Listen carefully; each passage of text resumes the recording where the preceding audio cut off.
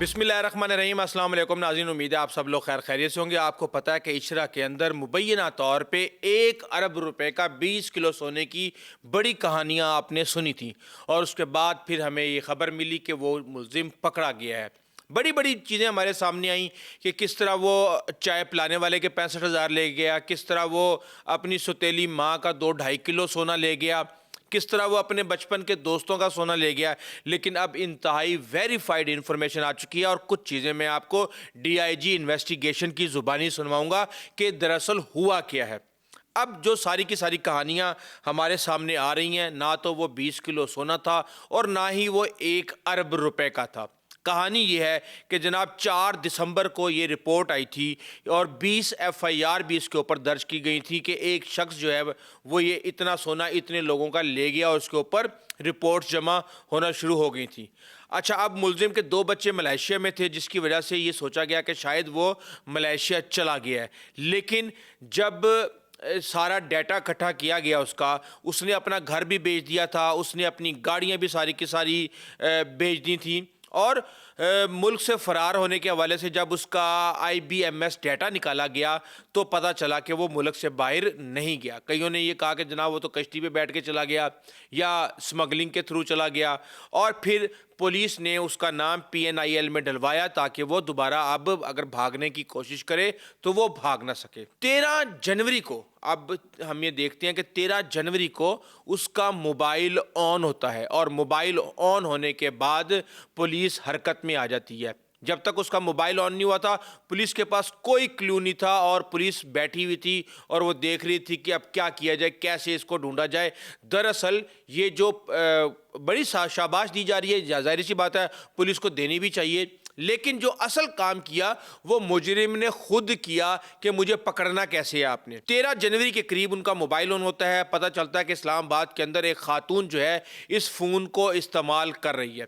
Police उस खातून के पास पहुंच जाती है। वो खातून कहती है, भाई मैंने तो ये फ़ोन यहाँ इस दुकान, इस मार्केट से लिया है। उस मार्केट पे जब पुलिस जाती है तो वो कहता है कि भाई एक शख्स आया था, 2 फ़ोन खरीद के ले गया था और 2 फ़ोन बेच के चला गया था। ये वो 2 फ़ोन हैं जो मैंने बेच दिए हैं, और ये वो 2 फ़ोन हैं जो कि मैंने खरीदे हैं। जब वो बेचने वाले फ़ोनों के आईएमई नंबर लिया जाता है तो उसके बाद फिर पुलिस आगे अपना काम शुरू करती है और उसको ट्रेस करना शुरू करती है कि दरअसल ये है कहाँ पे।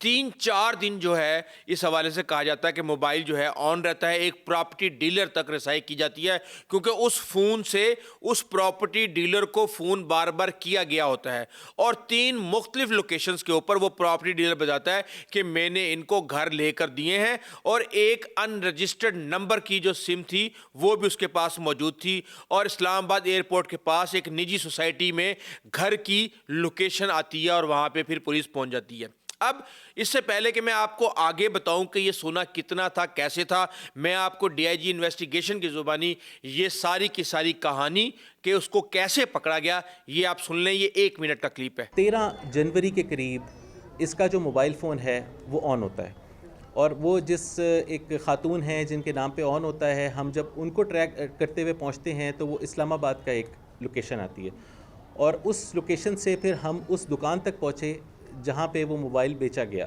जहाँ से वो मोबाइल बेचा गया। वहाँ से हमें ये पता चला, जो कि हमने वहाँ की फुटेज भी रिट्रीव की, उससे पता चला कि इसने अपने 2 मोबाइल फ़ोन वहाँ पर बेचे और वहाँ से 2 मोबाइल फ़ोन ख़रीदे। फिर जो मोबाइल फ़ोन ख़रीदे गए थे हमने उनको ट्रैक करना शुरू कर दिया। 3 से 4 दिन तक वो मोबाइल फ़ोन ऑन रहे, और उस दौरान जो भी बी पार्टीज़ उन मोबाइल फ़ोन्स की आईं हमने उन पर काम किया, और फाइनली हम ट्रैक करते करते उस प्रॉपर्टी डीलर के पास पहुँच गए जिसने इसको वहाँ पर घर लेके दिए। उसने फिर हमें बताया कि इसने 3 मुख्तलिफ़ लोकेशंस पे उसको घर लेके दिए, और फाइनली वो जो इसकी बी पार्टीज़ थी उसमें एक ऐसा नंबर भी हमें मिला जो कि एक अनरजिस्टर्ड नंबर था, जो हमारे लिए ऑब्वियसली एक ऐसी लीड थी जिस पे हमने काम करना था। और जब तमाम हमने घरों का भी रिकॉर्ड चेक किया जहाँ जहाँ ये रहता रहा, फिर फाइनली इस्लामाबाद में एयरपोर्ट के करीब एक निजी सोसाइटी में ایک گھر تھا جہاں پر اس فون کی لوکیشن آئی. اب اس کے بعد کہانی شروع ہوتی ہے ریڈ کرنے کی.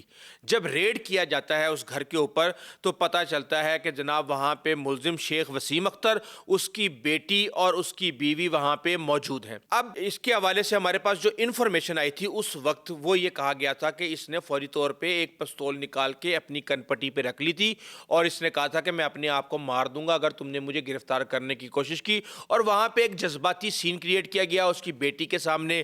کہا ہی جاتا ہے کہ مبینہ طور پہ اس بیٹی کی جو عمر ہے وہ تقریباً 13 سال کے قریب ہے. اور اس کے بعد پھر ہم یہ دیکھتے ہیں کہ پولیس نے ریکوری کے بارے میں بتایا کہ کس طرح 1734 گرام, آپ یہ دیکھ لیں 20 کلو سونے کا انجام, کہ 1700 یعنی 1 کلو 734 گرام سونا جو ہے اس نے بیچ دیا تھا تقریباً 3 کروڑ 8 لاکھ روپے کا.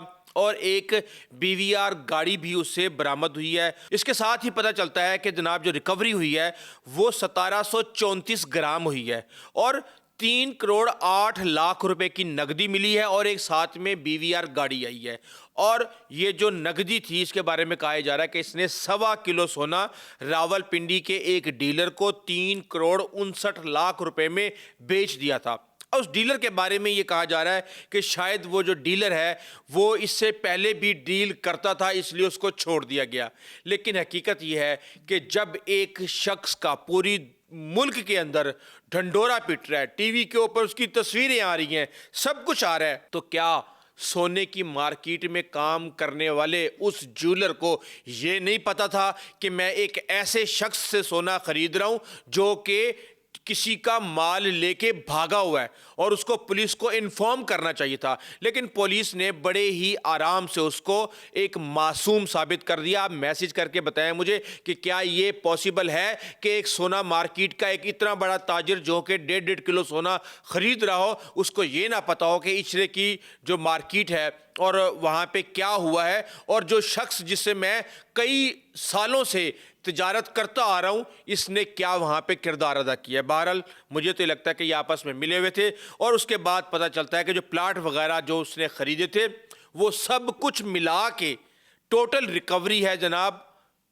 15 کروڑ روپے کی. اور کہا یہ جا رہا ہے کہ یہ جو 15 کروڑ روپے کی ریکوری ہے یہ 4 دسمبر کے سونے کے ریٹ اور 24 کیرٹ سونے کے ریٹ کے حساب سے یہ 15 کروڑ روپے کی اس وقت ریکوری ہے.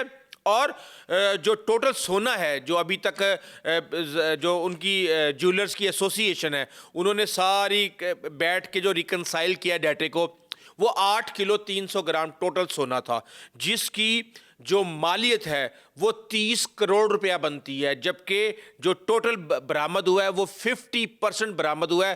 بقایا کا ابھی تک کوئی پتہ نہیں ہے. اور یہ ساری کی ساری انفارمیشن ہے. اور اس کے ساتھ ہی میں آپ کو DIG انویسٹیگیشن کے یہ سنا دوں کہ انہوں نے جب ریڈ کیا تو انہوں نے وہاں پہ کیا دیکھا.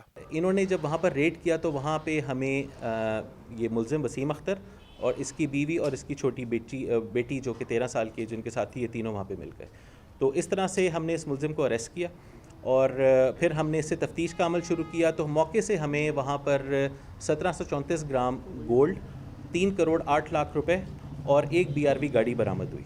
پھر ہم نے تفتیش کا عمل بڑھایا تو پتہ چلا کہ اس نے جو یہ سونا لے کے گیا اس میں سے اس نے 1.25 کلو سونا بیچا, اور وہ ایک راول پنڈی کے ایک ڈیلر ہے جس کو اس نے بیچا وہ 3 کروڑ 69 لاکھ کا بیچا, وہاں سے بھی ریکوری کی گئی. پھر اس نے جو پراپرٹیز خریدیں, جو وہاں پر اس نے جو پلاٹ خریدے, وہ تمام چیزیں ملا کے ہم نے پھر وہ جو ہمارے جو ایمبیزلڈ اماؤنٹ تھی اس کو پورا کیا. اب آپ نے یہ سن لیا. اس کے ساتھ ہی میں آپ کو یہ بھی بتا دوں کہ یہ جو 8 کلو 300 گرام سونا ہے یہ میں نہیں کہہ رہا, یہ کون کہہ رہا ہے؟ یہ کہہ رہا ہے جناب وہی جیولرز ایسوسی ایشن کے جو جنرل سیکرٹری ہیں وہ خود یہ کہہ رہے ہیں. یہ آپ سنیں اور اس کے ساتھ ہی مجھے اجازت دیں. اللہ حافظ. ہمیں یہ آئیڈیا تھا کہ شاید یہ 20 kg کا اسکیم ہے, لیکن آفٹر دیٹ جب انویسٹیگیشن ہوئی تو ہمیں یہ پتہ چلا کہ یہ تقریباً 8 کلو کے قریب کا اسکیم تھا. اماؤنٹ اپروکسیمیٹ کوئی 30 کروڑ کے قریب بنتی تھی.